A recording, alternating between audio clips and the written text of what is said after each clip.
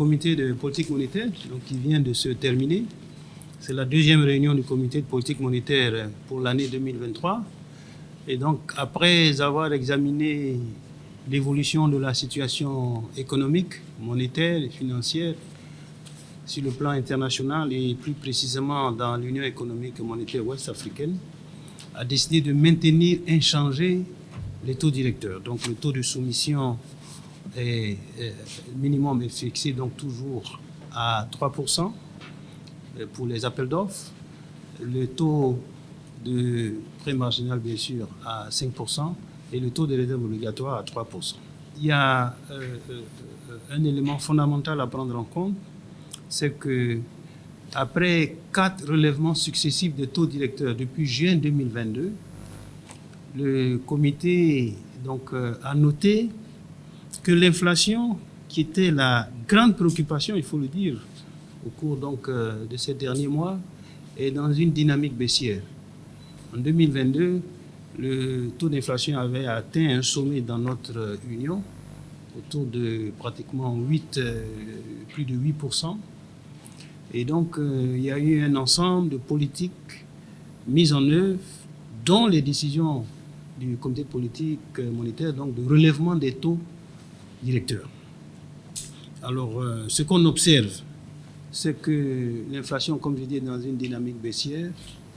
Donc, nous sommes aujourd'hui à fin mars pratiquement à 5,8% en termes de taux d'inflation. Donc, on est parti donc, de 8%. Donc, il y a eu quand même une baisse assez importante. Et puis, les derniers chiffres que nous avons eus, à savoir les chiffres du mois d'avril, le taux d'inflation devrait se situer à 4,4%. Donc, vraiment, une baisse importante du taux d'inflation.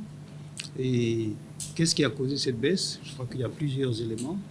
Il faut dire que d'abord, les États ont pris des mesures contre la vie chère dans la plupart des pays. Ça a permis donc de limiter la hausse des prix. Il y a eu évidemment également le fait que la campagne agricole dans la région s'est quand même bien tenue. Donc il y a eu un approvisionnement adéquat des marchés.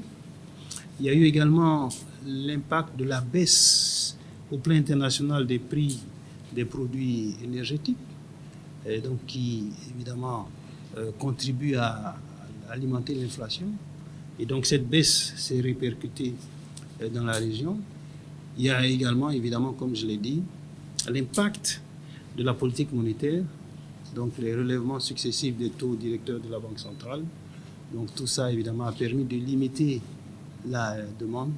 Et donc on a noté donc, cette baisse du taux d'inflation. Je crois que ça, c'était un élément important qui a justifié, après analyse, la décision du comité de politique monétaire.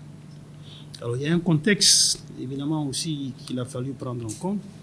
Et le premier élément de ce contexte, c'est que la croissance économique dans notre Union reste très soutenue.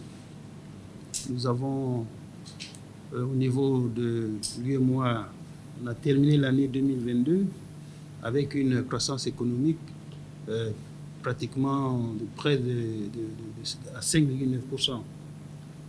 Une croissance solide, qui est due à beaucoup de facteurs.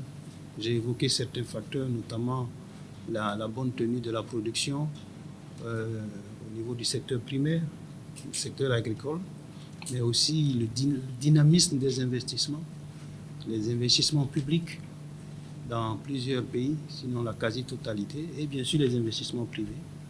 Donc tout ça, tous ces facteurs ont contribué à soutenir la dynamique de croissance. Et on a noté évidemment également dans l'évaluation de la situation le dynamisme des crédits à l'économie qui ont continué leur hausse, puisque les financements évidemment de l'économie, que ce soit le financement du secteur privé, du secteur public, sont soutenus par les activités et le financement du secteur bancaire. Et celles-ci se sont vraiment tenues dans un dynamisme. Et donc, tout ça, avec le fait que le comité de politique monétaire a noté que la situation de nos comptes extérieurs s'est stabilisée. Et donc tout ça a contribué donc à la décision de maintenir les taux directeurs de la Banque centrale.